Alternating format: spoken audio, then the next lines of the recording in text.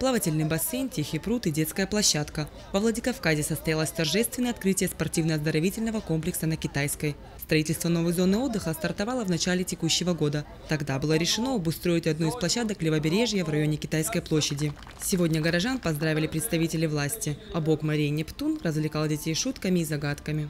Кругом вода, а с питьем беда. Кто знает, где это бывает? В Египте?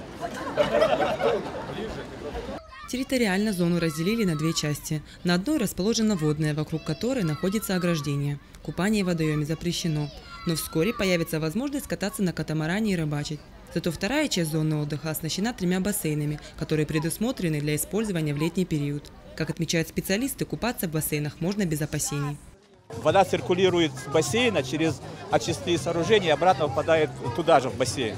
Раз в 2 недели должно происходить очистка самих фильтров, которые сбрасывается 70 кубометров воды и очищаются фильтры, и запускается еще обратно вот этот процесс очистки.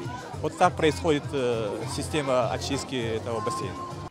Новой площадкой, а в особенности бассейном, довольны и взрослые и дети.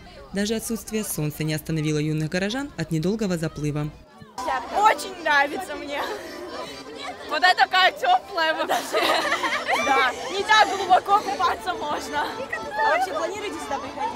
Да, конечно, если Как отметили в мэрии, новая парковая зона полностью благоустроена. Проложены асфальтовые дорожки, установлена парковка, скамейки и урны для мусора. В целом на строительство объекта затратили 22 миллиона рублей. В перспективе открытие футбольной и волейбольной площадок.